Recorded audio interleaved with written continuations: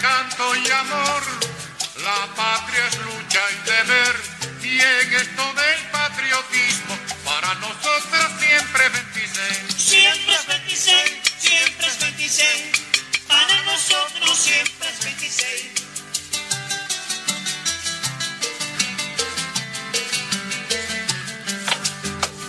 Solo el trabajo creador es la vía de crecer, y en la cuestión del trabajo para nosotros siempre es 26. Siempre es 26, siempre es 26, para nosotros siempre es 26.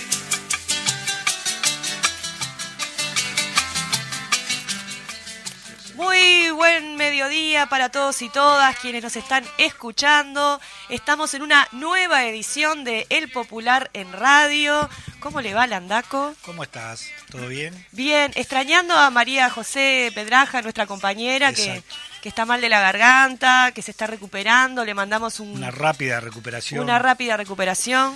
Y para homenajear a Majito, porque ella lo hace siempre, miren, acá, Majito, el ruidito del papel del Popular en Radio, que lo tenemos acá sobre la mesa de trabajo. 22 de julio, el número 597 del Popular. Estamos ahí cerca de la cifra redonda, como decías vos en el programa anterior.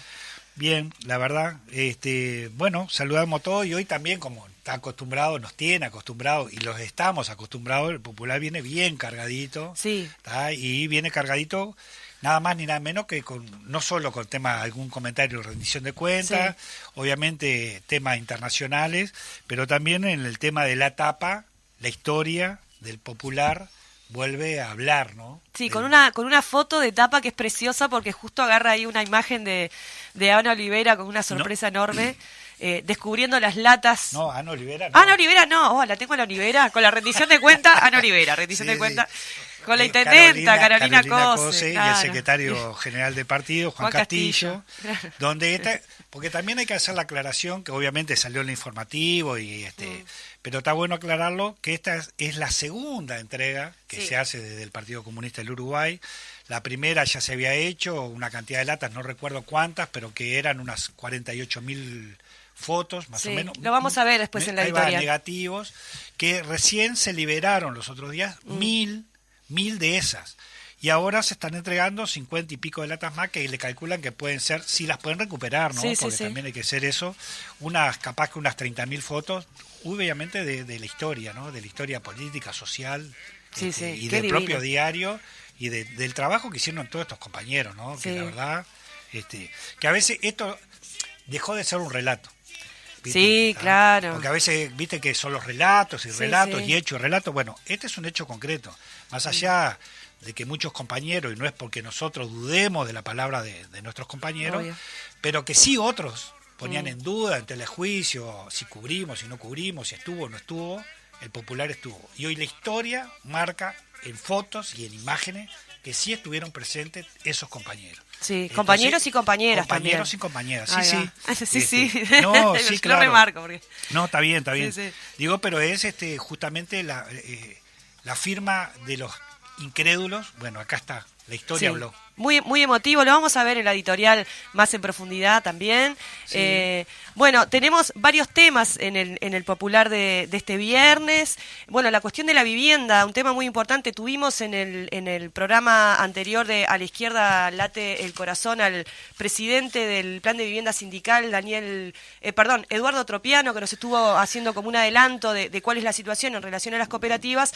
Acá se hace en la página de Economía una síntesis muy interesante a cargo de Federico Araya, que es un economista, de cuál es la situación como más en general de la rendición de cuentas. Y una chiquita nomás plantea acá que insuficiente la inversión en vivienda, que apenas llega al 60% del recorte del 2020, ¿no? Esto que hablamos que esto aumento de gasto entre comillas en realidad ni empata lo que ya recortaron, ¿no? Sí.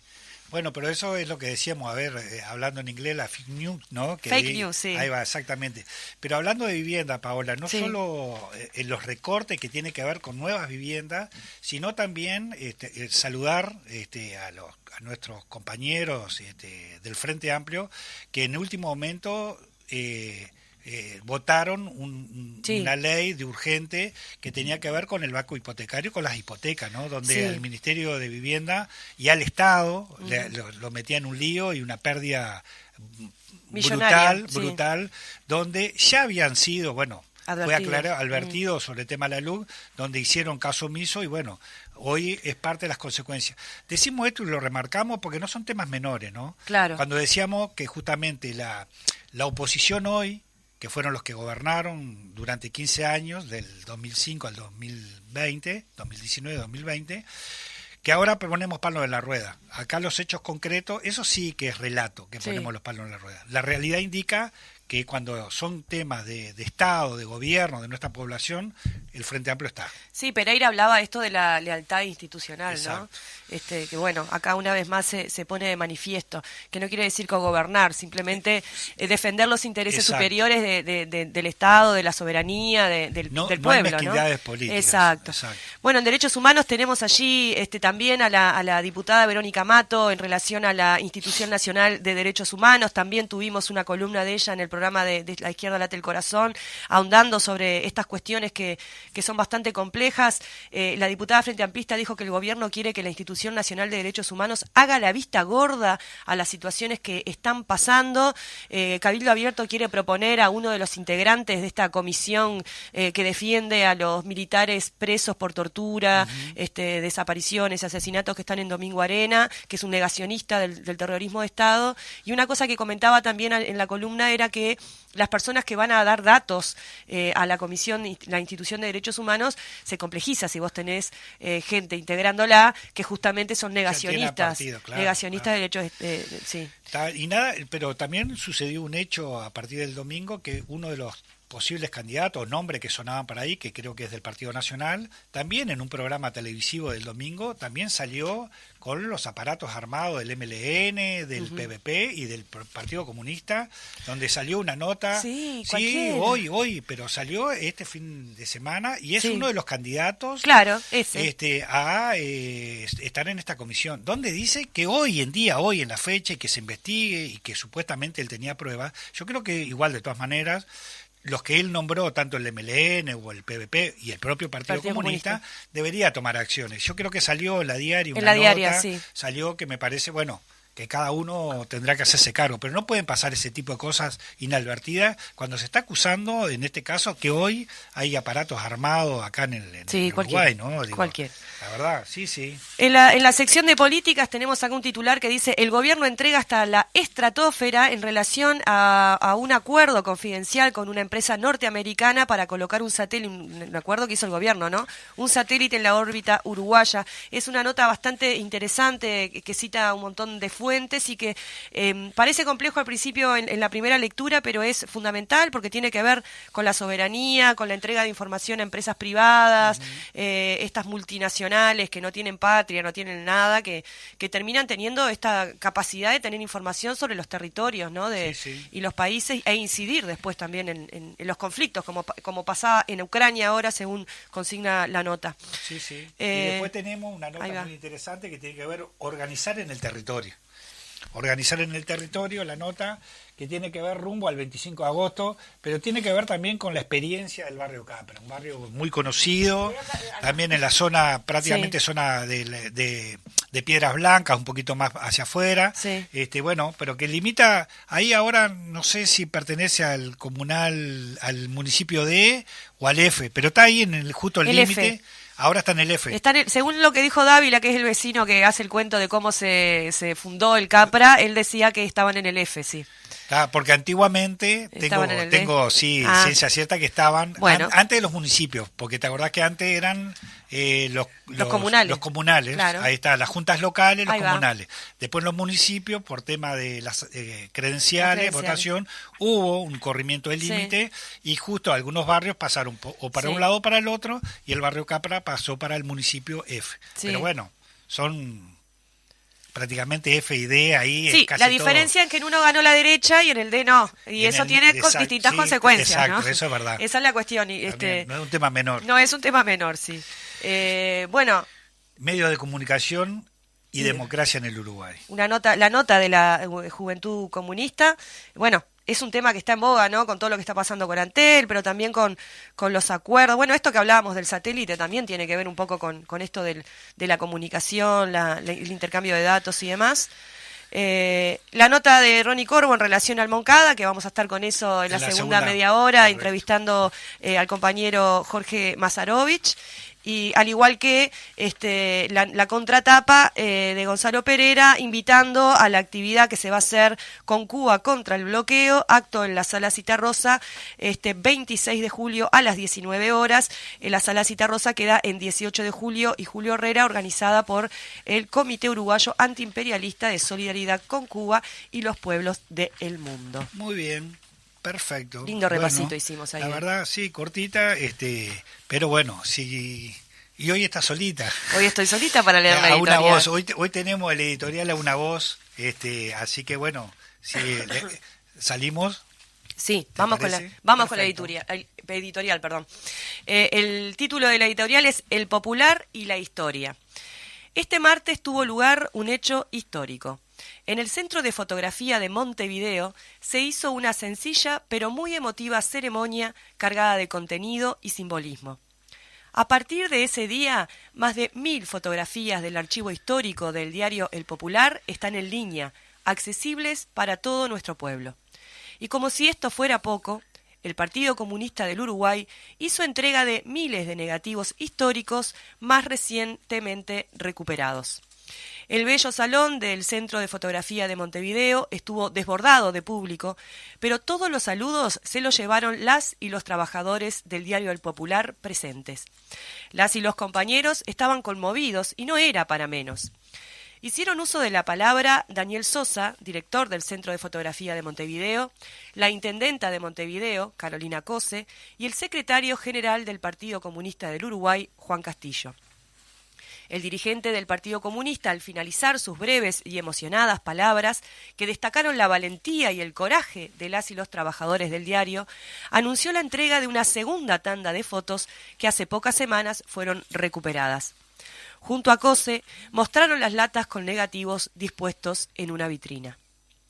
La intendenta de Montevideo, con la voz quebrada, dijo una frase que le dio justa dimensión a lo que se estaba viviendo. Parece como si una porción de la historia se concentrara en este instante. Todos están en esas imágenes recuperadas. No sé qué decir, porque la trascendencia de este momento nos excede a todos y todas. Es necesario dar algunos datos para entender la profundidad histórica de lo ocurrido el martes. El Popular, diario fundado por el Partido Comunista del Uruguay en febrero de 1957, fue un medio de comunicación de masas. Vendía miles de ejemplares diarios, que se hacía y se distribuía con un esfuerzo heroico, que miles repartían en las fábricas, en los barrios, en todo el país. Surgió para disputarle política e ideológicamente la hegemonía a las clases dominantes en el terreno de la comunicación.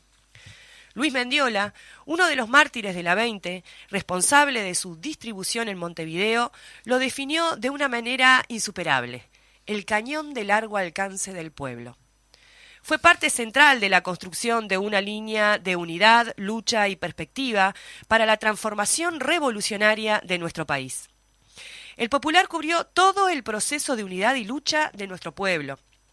En sus notas y fotos está el testimonio de las luchas obreras y populares, de la unidad de los sindicatos y luego de la CNT, del Congreso del Pueblo, del trabajoso camino de la unidad política de la izquierda, primero con el Frente de Izquierda de Liberación y luego con el Frente Amplio.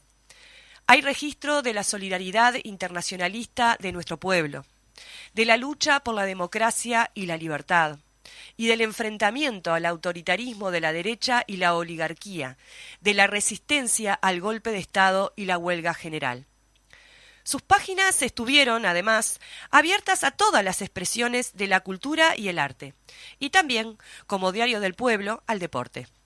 El Popular, sus trabajadores y trabajadoras, sufrieron varias veces ataques de los sectores reaccionarios, de las bandas fascistas y de los aparatos represivos del Estado.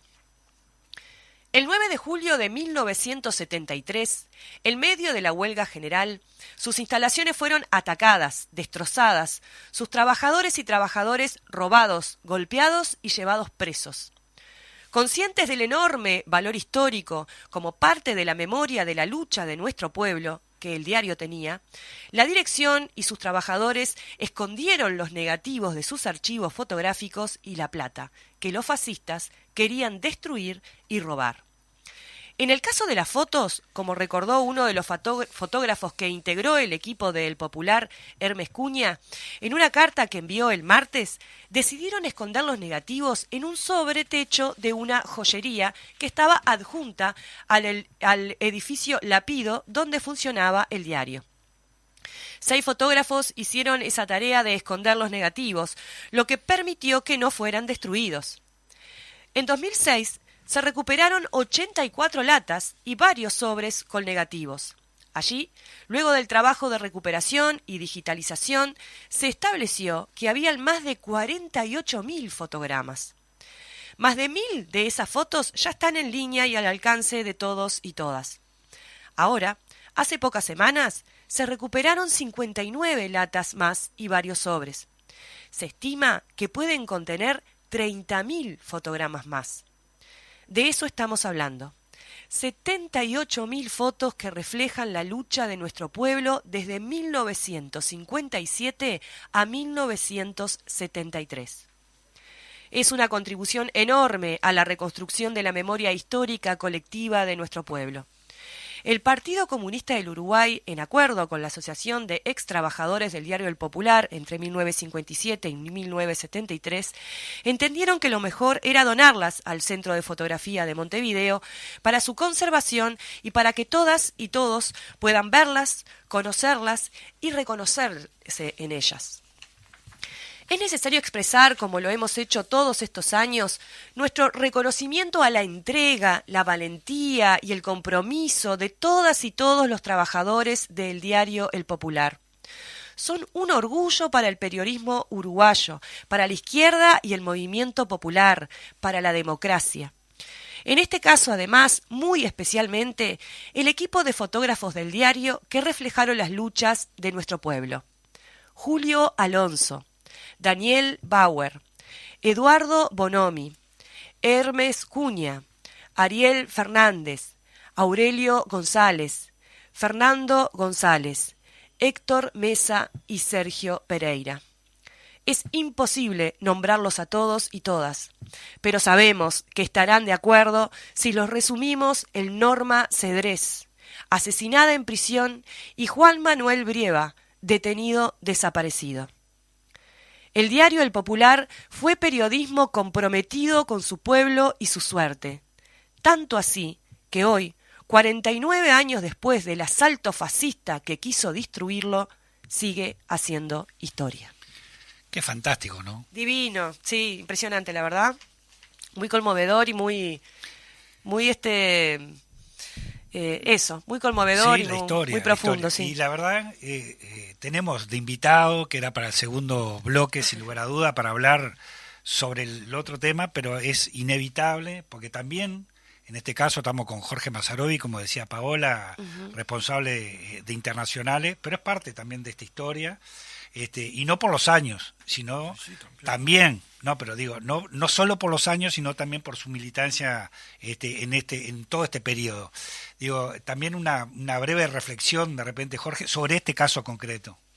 Cómo no, gracias. Buenos días, Juan. Buenos días, Paola. Buenos días a los oyentes. Y gracias por esta pregunta. Yo estaba escuchando con mucha atención y recordaba aquel 9 de julio y los enormes esfuerzos que luego de enfrentar la represión que se había desarrollado en pleno 18 de julio, intentamos llegar hasta las puertas del diario, que eran 2 cuadras más abajo que donde la iniciamos. Estábamos en Río Negro y 18, y esto fue 2 cuadras más hacia la Plaza Independencia, donde estaba la sede del Popular. Y no lo logramos, porque ya la habían rodeado por completo y comenzaba el asalto al Popular. Y a mí me parece que esto que se acaba de encontrar, esto que se está escribiendo, es parte de la mejor historia de las luchas del pueblo uruguayo, de la historia de la izquierda, de los trabajadores, del Partido Comunista, y una de las mejores recuerdos del periodismo comprometido con nuestra patria, con nuestro pueblo y con sus luchas. Yo creo que por eso tiene un valor inmenso, y me sumo al homenaje y al recuerdo a los que no están, pero al homenaje a los que sí están, a los compañeros que se hizo el otro día cuando se entregaron las fotos. Sí, muy bien.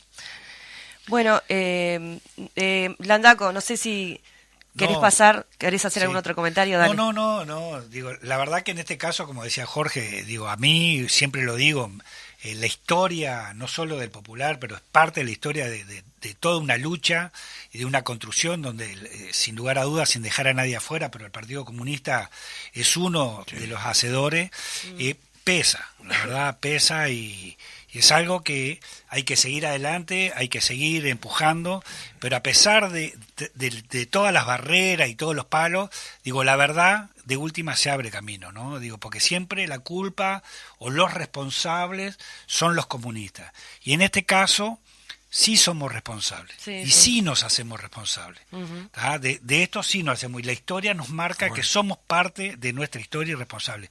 Breve, en estos días atrás también se cumplían y se estaban festejando, creo que fue un reconocimiento en la Junta Departamental de Fidel, que 60 años. 60 años del Fidel, que es parte de la construcción donde también el popular estuvo ahí, jugó un gran papel fundamental. Y para los que tuvimos el privilegio de ser parte de la fundación del Frente Izquierda de Liberación, la 1001, esos recuerdos de esos 60 años es formidable,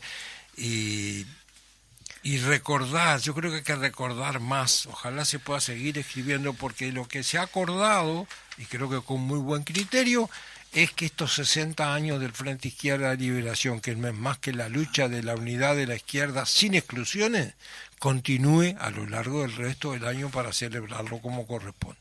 Claro. Bueno, muy bien. Después seguimos ahondando en esto, pero no queremos que se nos pase de largo. Tenemos un audio con la palabra de Ana Olivera en relación al fallo de la Fiscalía en lo que tiene que ver con el espionaje, que ya había sido un informe elaborado por los parlamentarios en su momento. En democracia. Hubo un fallo de Fiscalía y queremos compartir con ustedes las reflexiones de la diputada Ana Olivera. En realidad, la reflexión más importante respecto a la actuación de la Fiscalía es que la Fiscalía confirma y dice que la evidencia es contundente, eso dice el dictamen de la Fiscalía, que hubo espionaje en democracia entre los años 1985 y 2005. Y es más, tipifica 8 delitos que se cometieron en esa etapa, fundamentalmente por parte de las direcciones de inteligencia, tanto del Ministerio del Interior como del Ministerio de Defensa. Eso nos parece un hecho sustantivo. El primero de todos es que ustedes saben que en el Parlamento hubo una comisión que funcionó entre el año 2016 y 2018, que es más, dio origen a la creación de la famosa Secretaría de Inteligencia Estratégica del Estado, que se aprobó en aquellos momentos a posteriori de toda la investigación. La verdad que el mandar después de esos 2 años de trabajo fue por unanimidad a la Fiscalía la denuncia. Bueno, la Fiscalía ratifica que sí existió el espionaje, que sí el espionaje se realizó hacia los partidos políticos, hacia el movimiento popular, hacia en personas y en organizaciones, hacia organizaciones sociales. Y luego de todo este análisis exhaustivo, con todas las personas a las que se convocó para dar testimonio, dice que en realidad el máximo que se le puede dar a quienes cometieron los delitos son 10 años de penitenciaría, y por lo tanto los delitos prescribieron en el año 2015. Entonces, ese es el motivo por el que se archiva, no por el tema de fondo en el que ratifica y dice cuáles son los delitos que se cometieron, empezando por el de abuso de funciones, el de interceptación telefónica, el de develar los resultados de las interceptaciones telefónicas, el de ingreso en hogares, es decir, hay 8 delitos que están tipificados, ratificados por la Fiscalía. Diputada, ¿y es posible saber si los responsables de llevar adelante esas tareas de espionaje continúan en actividad? Bueno, yo creo que todo es posible. Ahora estamos aún con el primer análisis de esa noticia, es fresquita, el dictamen de la Fiscalía es del día de ayer. Me parece que es muy importante, es decir, que se conozca que estos hechos sucedieron, y simultáneamente con eso seguramente va a merecer reflexión en las comisiones que hacen el seguimiento de la Secretaría de Inteligencia, de la Comisión de Defensa. Y de hecho, tanto la diputada Micaela Melgar, quien es que está en lugar del diputado Núñez, como el diputado Rodríguez, que nos representan, tenían intenciones de hacer un planteo en la próxima sesión, que es el 26 de julio, pero al ser sesión extraordinaria, quedará el planteo para la primera sesión ordinaria, que creo que es el 2 de agosto, si la memoria no me falla. Muy bien. Bien, teníamos entonces allí las declaraciones de la diputada Ana Olivera en relación a este caso realmente muy preocupante, ¿no? Allí hablaba de que el 2 de agosto seguramente en la sesión ordinaria del Parlamento se va a tratar este tema, a ver qué pasa y qué se dice, pero realmente es esto de las secuelas de la dictadura, y a su vez pensaba en esto de la derecha siempre planteando esta cosa de que hay que dar vuelta a la página, y sin embargo, ¿no? Hasta el día de hoy siguen presentes, más allá de la cuestión de que siempre ponemos presente en relación a nuestros compañeros y compañeras desaparecidas, las cuestiones de impunidad, también todo este universo de espionaje a organizaciones sociales, partidos políticos, en plena democracia, ¿no? Sí, y de eso poco se habla y prácticamente nadie se hace responsable de eso, ¿no? Digo, porque de hecho, ahora, bueno, Ana Olivera decía, abrumadora la afirmación de que sí y la confirmación de que hubo espionaje. Y se archivó el caso, pero más allá de que se archive el caso y que de repente no haya consecuencias para quienes dieron las órdenes, ahora, la ciudadanía no debería saber quién fueron los responsables, de todas formas, aunque las consecuencias jurídicas hayan caducado. Digo porque muchos de esos son parte de la estructura de gobierno que hoy están. Sí, sí. A ver, porque yo pregunto, si está hablando de esa época, el padre del presidente de la República, que no tiene ningún cargo político, pero no me cabe duda que pesa en lo que tiene que ver con toda la estructura del herrerismo, no son responsables. Sanguinetti, 2 veces presidente de la República. No tiene ninguna responsabilidad respecto a eso. Está bien, hoy no tiene cargo de gobierno, pero ese es uno de los líderes principales del Partido Colorado. Y etcétera, etcétera, etcétera, etcétera. Digo, nadie se hace cargo de eso. Entonces, sí. Digo, también, obviamente que no podemos hacer cargo y responsable al que hoy es presidente, también por el tema de edades, que esto y que lo otro. Pero como él dijo, y lo embarajo, yo me quiero hacer responsable cuando si soy presidente. Bueno, también hacete responsable de eso, de aclarar ese tipo de cosas para la ciudadanía. Igual a mí no me sorprende, ¿no? No nos deberíamos sorprender de la forma de que este grupo de personas nos tratan. Porque es así, nos tratan. ¿Cómo nos tratan a la ciudadanía en general, no?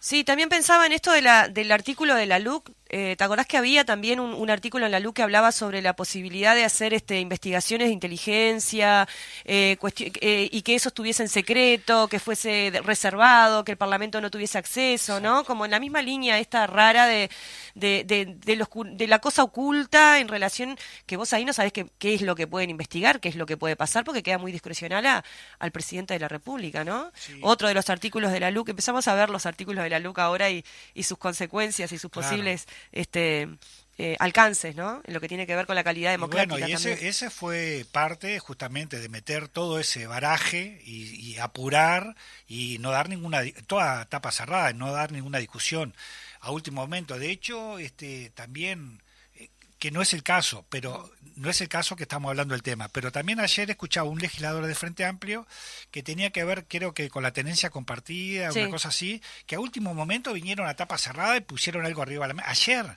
y querían que se votara. Entonces, son así, a ojos cerrados.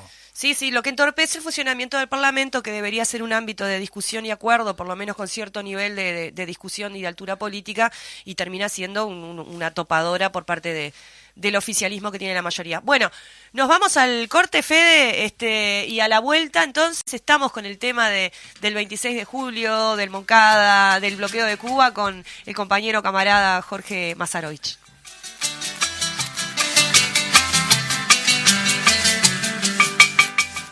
La ideología es motor para avanzar y vencer. Y en cuanto a la ideología, para nosotros siempre 26. Siempre es 26, siempre es 26. Para nosotros siempre es 26.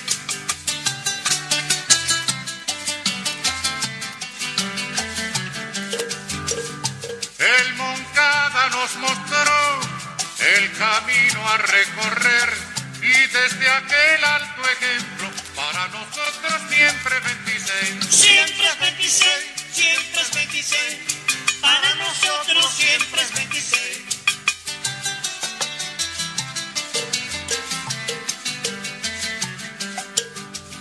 La patria es canto y amor, la patria es lucha y deber. Y en esto del patriotismo, para nosotros siempre 26. Siempre es 26. Bueno, volvemos entonces de la pausa. Temazo. En el corte se armó como un programa paralelo acá súper interesante, conversación entre Landaco, Mazarovich sobre la ley de urgente consideración, el espionaje, todo lo demás.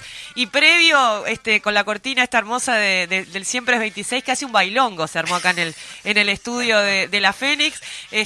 Así que buena onda, buena energía. Y bueno, está bueno también arrancar con este clima para hablar justamente del 26 de julio, de lo que implicó el Moncada, de Cuba, de la revolución, ¿no?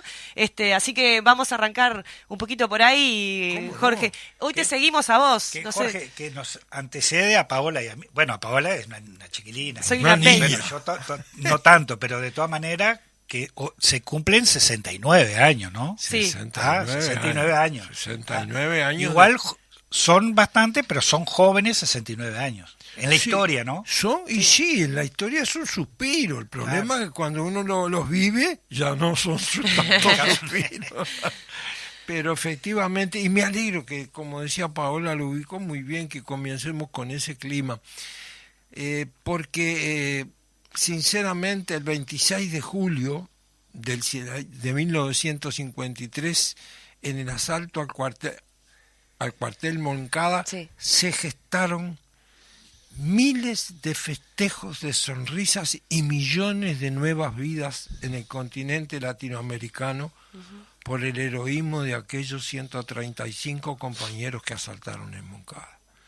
Y si uno se tiene que preguntar, sí, pero no lo recuerde con tanta alegría porque hubo muchos caídos, sí, hubo muchos caídos, pero ninguno de ellos lo hizo con tristeza.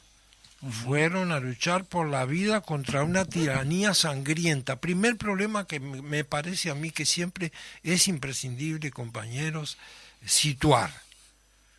¿Qué situación había en Cuba cuando se produce el asalto al cuartel Moncada encabezado por Fidel? ¿Qué situación? Se estaba luchando contra una dictadura sangrienta que era responsable de 20.000 muertos. Los muertos aparecían en las zanjas todos los días, en los caminos y a veces en plenas calles de las ciudades de La Habana, de Santiago, de otras ciudades de Cuba. Contra eso fueron a luchar. Entonces, aquel 26 de julio se transforma en una fecha histórica, creo yo que se puede decir así, una fecha histórica para Cuba y para toda América Latina, sin ningún tipo de duda. Y vence lo que fue el resultado militar del asalto. El recuerdo, la proyección, el ejemplo, el llamado a la lucha, el avance en la conciencia de los pueblos de Cuba y latinoamericanos, vence lo que fue una derrota desde el punto de vista militar. Eso es innegable. Si nosotros miramos, cuando a veces se discute la oportunidad, no me refiero a los oportunistas, que es otra cosa diferente, porque quienes tienen una visión oportunista utilizan cualquier elemento para supuestamente criticar si fue justo tácticamente o no lo que fue el asalto al Moncada. No estoy pensando, siempre hay que decirlo, no estoy pensando en nadie en particular, pero es mentira, estoy pensando en alguien en particular, en unos cuantos en particular. Entonces, yo creo que efectivamente esa fecha histórica para Cuba y toda América Latina tiene que ver con el hecho de que estaban combatiendo contra una dictadura sangrienta. Eso es fundamental ubicarlo, porque de lo contrario no se entiende el porqué de la acción. Uh-huh. Fidel mantuvo en todo el periodo de preparación del asalto la más rigurosa de las reservas y compartimentaciones. Esto es un problema que es bueno recordarlo. Sí. Porque cuando convoca a llegar a Santiago de Cuba, estamos hablando del otro extremo de la isla para los que tenían que salir de La Habana o de Pinar del Río y de todas las otras provincias que van camino a Santiago de Cuba, que es el Oriente. Uh-huh. Antes se llamaba Provincia de Oriente y ahí nacieron en Virán Fidel, Raúl, Ramón, toda la familia Castro de ahí. Allí estudiaron en el colegio de los jesuitas los tres hermanos, Ramón, Fidel y Raúl, que dicen que Raúl era muy bandido, muy audaz desde gurí, y les complicaba la vida a los hermanos mayores para cuidarlos. La cuestión es que cuando van, nadie sabe cuál es el objetivo real. Y van a lo que ya Fidel había preparado con un núcleo muy pequeño de compañeros a instalarse en la llamada Granjita Siboney, a pocos kilómetros de la ciudad de Santiago de Cuba y por tanto del cuartel Moncada, que era por lejos la instalación militar más importante en el oriente de Cuba. Entonces es en ese momento que Fidel dice allí directamente a los 135 compañeros que participan en el asalto, pero lo dice la noche anterior, y les dice también que el que no esté dispuesto a participar puede no participar, lo que no puede salir del lugar donde están. Por las dudas, pudiera ser detenido o algo. Y entonces se produce el asalto al cuartel Moncada. El cuartel Moncada era un símbolo de la dictadura de Batista. Vamos a decirlo simplemente porque es necesario, de la dictadura de Batista, que prácticamente dirigían los yanquis, para variar, en el continente latinoamericano, en muchos lugares lo siguen haciendo ahora, así que no es mucha sorpresa para quien esté escuchando esto. Y han dado decenas de golpes de Estado y tal, y han mantenido y mantienen donde pueden dictaduras sangrientas, asesinatos, torturas y espionaje como este que se estaba refiriendo recién ustedes, compañeros, y que yo comparto totalmente lo que decían. Bueno, a ver, ¿quién se hace responsable de este asunto? Porque prescribió, en el caso concreto del Uruguay, abriendo un paréntesis, prescribió por razones del tiempo, de acuerdo a lo que la justicia mide, pero no porque la fiscal reafirmó absolutamente todo lo que allí se denuncia. Bueno, entonces, el asunto es, ¿qué papel jugó? Si hay derrota militar, ¿tuvo valor entonces este asalto al cuartel Moncada? Un valor gigantesco. Si nosotros miramos la distancia que existe entre la fecha de asalto al cuartel Moncada y la victoria definitiva de la Revolución Cubana, es extremadamente corta. Sí. Si nosotros tenemos el 26 de julio del 56, en octubre ya está el juicio para los sobrevivientes del Moncada. Ahora nos vamos a referir qué estábamos diciendo con esto de sobrevivientes. Para los sobrevivientes del Moncada, en octubre del 53. Si luego está la prisión de los compañeros sobrevivientes en Isla de Pino durante algo más de 2 años.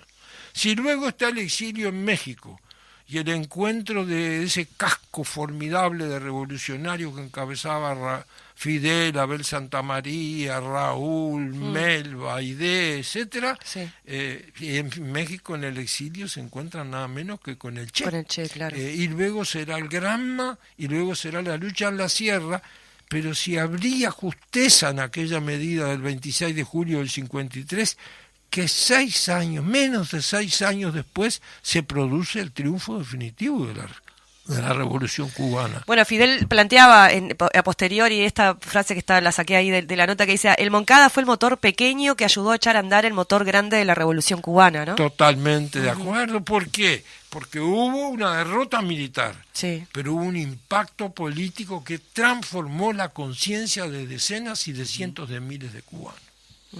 Entonces, ahí está el secreto de la victoria en medio de la derrota militar. No quedaron aislados. Asaltaron 135 compañeros, 6 cayeron combatiendo. 55 fueron apresados por el ejército batistiano. No, muchos más. Pero 55 de los que fueron apresados fueron torturados y ejecutados 1 o 2 días después. Ni siquiera cayeron, los mataron combatiendo, los asesinaron después de haberlos apresado. A veces surge la pregunta, ¿cómo se salvó Fidel? Y es muy interesante porque a Fidel lo salvó un sargento del ejército en actividad, que estaba desplegado por orden de sus mandos buscando a los que escapaban del asalto fallido al cuartel Moncada, cuando no pudieron mantener las posiciones.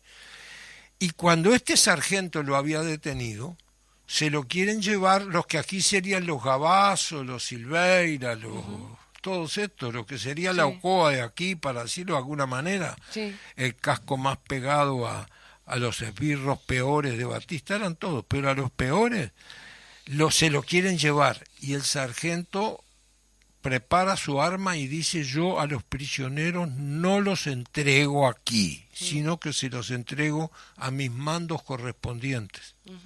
Ese sargento fue amigo de Fidel mientras vivió. Mirá vos. Fue amigo entrañable de Fidel, porque después del triunfo de la Revolución, vaya si le salvó la vida. Y en el juicio posterior, que es en octubre, 3 meses después, es donde se produce el planteo que sirvió para denunciar a la dictadura. Es decir, Fidel se transforma de acusado en acusador, hace todo su planteo, que sirvió como base programática para las luchas que llevaban al triunfo de la Revolución Cubana. Y que conocemos todos como el planteo de Fidel en ese juicio bajo el nombre de "la historia me absolverá", que es la frase final que él utiliza. La historia no solo lo absolvió, la historia lo promovió a uno de los líderes principales de la lucha y la libertad de los pueblos del mundo durante todo el siglo XX y parte del siglo XXI, y lo mantendrá en la historia en ese carácter. Ahora, yo creo que cuando parten de la Granjita Siboney hacia el cuartel Moncada, no se produce una sola decepción o deserción. También hay que tener en cuenta cómo se eligieron a las y los compañeros. Allí participaron en el combate Melba Hernández, Aide Santamarina. Las mujeres jugaron un gran papel en toda la lucha revolucionaria en Cuba, y en otros países, por supuesto, del continente, pero en Cuba en concreto participaron aquí, y luego lo harían en la sierra, como Vilma y otras tantas compañeras, ¿no? Yo creo que por ahí está la interpretación de este 26 de julio. El 26 de julio no fue una aventura, un tiro al aire a ver qué es lo que podía pasar arriesgando la vida de 135 compañeros. Fue una visión de la necesidad de conmover al pueblo cubano, golpeando duramente a la dictadura sangrienta de Batista, que era la que estaba al mando del país. Jorge, viniendo un poco más adelante en el proceso de la Revolución Cubana, en determinado momento llega el bloqueo, ¿no? Nosotros en este 26, en esto que hablábamos de la actividad que va a haber el 26 de julio a las 19 horas en la Sala Citarrosa, lo que se resalta, más allá de la gesta heroica esta que inicia antes, pero que tiene su punto así como neurálgico en la toma del Moncada, se menciona con Cuba contra el bloqueo, ¿no? Un proceso revolucionario, una propuesta económica, un cambio social que es atravesada por esta definición del imperialismo que no pudo derrotarlo de otras maneras y busca de alguna manera asfixiar a Cuba con el bloqueo, y a pesar de eso sigue adelante Cuba, tuvo todos estos avances en lo que tiene que ver con la educación, con la medicina, con la solidaridad también, ¿no? En todo el mundo. ¿Qué podemos decir en perspectiva, ¿no? Desde aquel Moncada, desde aquella toma, desde aquellos jóvenes, de aquel Fidel que hacía aquel alegato que después se transforma en plataforma y en programa, a esta Cuba bloqueada en el día de hoy, en el 2022. Le quiero agregar Sí. también a todo lo que dijo Paola, que no es un tema menor, porque todo el mundo, todos, desde nuestro gobierno, pero todos, hablan también de la consecuencia de la pandemia, También, claro. donde también en el bloqueo de Cuba se salvó Cuba por Cuba misma, ¿no? Claro, sí, sí. Por su fabricaron propia ellos vacuna. mismos las vacunas. Claro. Ese país tan atrasado, es pobre, porque Cuba es un país pobre, me refiero a las riquezas que puede tener.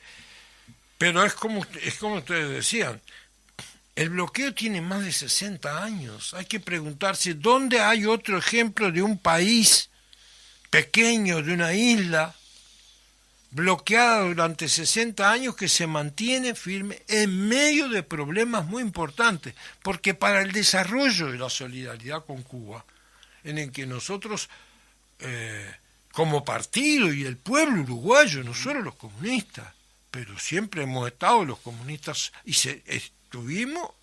estamos y seguiremos estando en solidaridad con la Revolución Cubana, pero ¿cómo en medio de esa situación con el bloqueo, la solidaridad que se necesita, cuál es?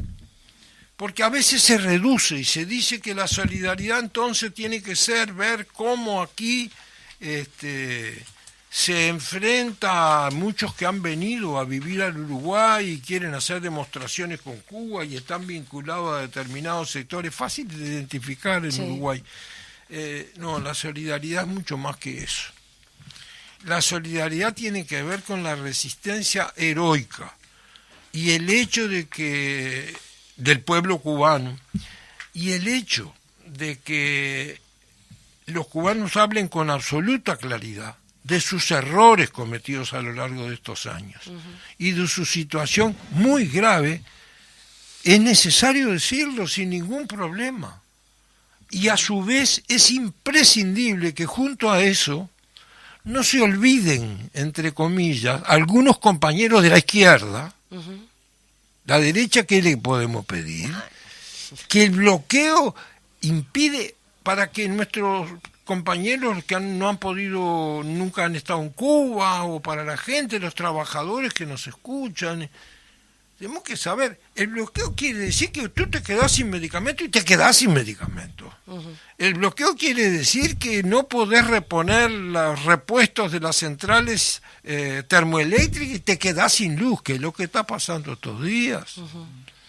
Y además la concentración permanente de ataques que fueron armados, incluso como el de Playa Girón en el 62, pero que continuaron, y los sabotajes, el vapor la cubre. Si tú vas por la rambla portuaria de Cuba, te encontrás con los restos de un barco que lo volaron entero con armas que llegaban para Cuba, un barco belga, y que están allí todavía porque los han conservado como tal.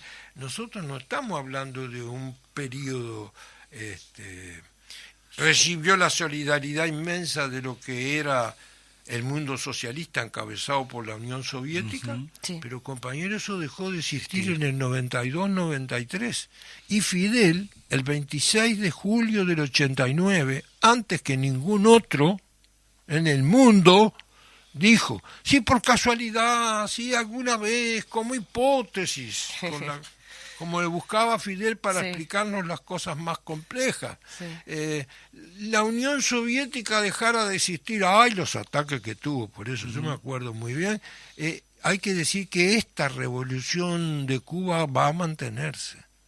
Bueno, la vida demostró que lamentablemente tenía razón en las dos cosas, en que esto pudiera desaparecer y desapareció, cosa que nunca queda muy claro bien, porque nosotros mismos no lo hemos discutido hasta el final, y también quedó claro que resistía. Ahora, la solidaridad, yo creo que en el caso concreto del Uruguay, nosotros está muy bien, es el acto del 26 en la Sala Citarrosa, está muy bien lo que se hizo hace pocos días en solidaridad con Cuba, sí, en la embajada, en la puerta de la embajada, está muy bien todo lo que hagamos, pero seamos más precisos.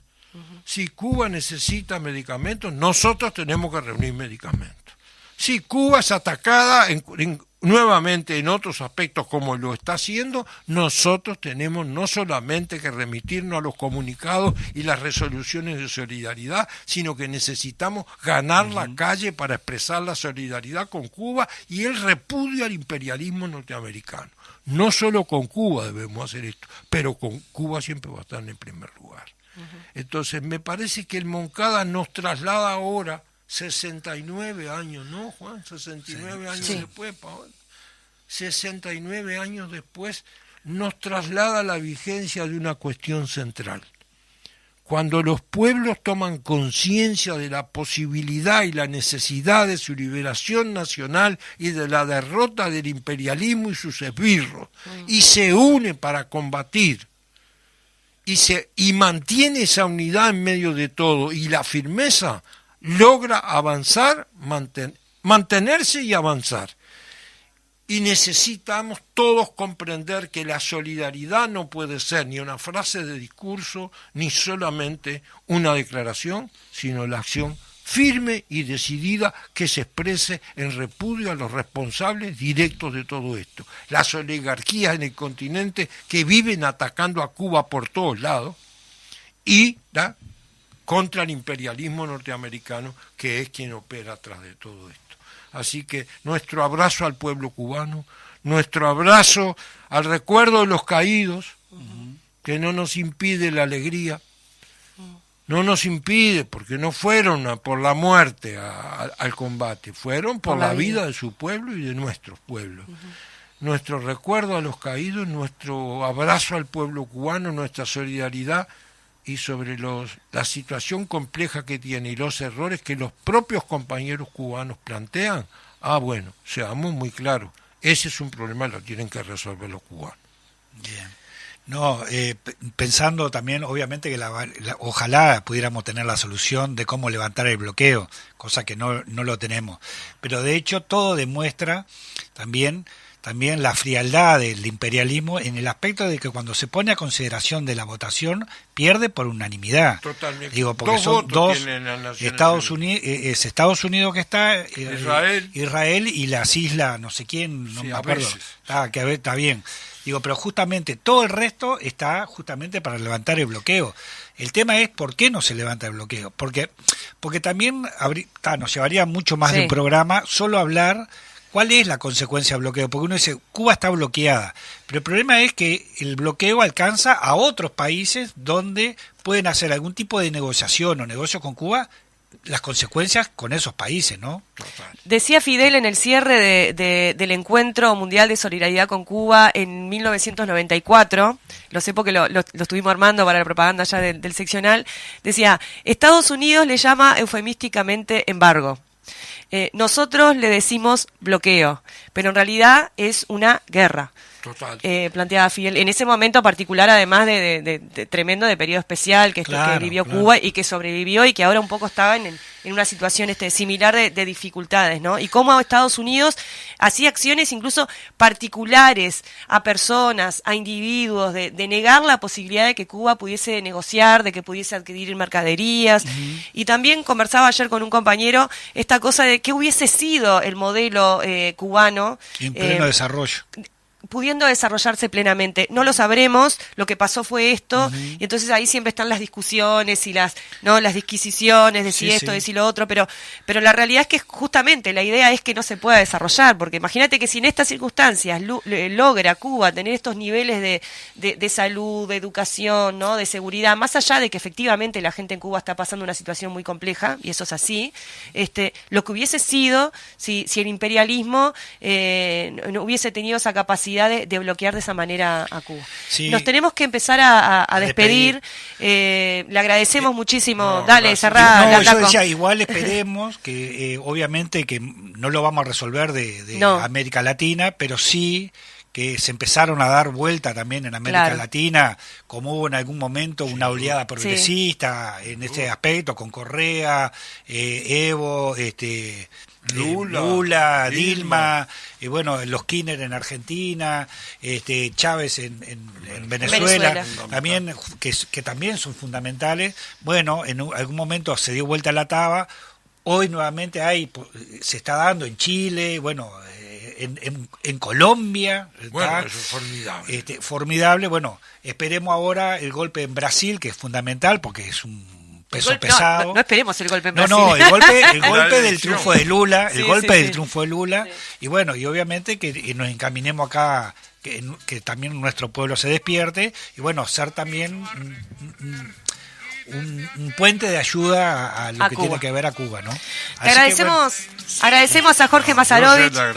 Salud, gracias Landaco. Majito, mejorate, volvé pronto, te estamos esperando. Salud. Y bueno, nos vemos el próximo viernes en una nueva audición de El Popular en Radio. Gracias, Federico. Gracias, Fede. Lima. Salud. Abrazo. Salud. La patria es lucha y deber, y en esto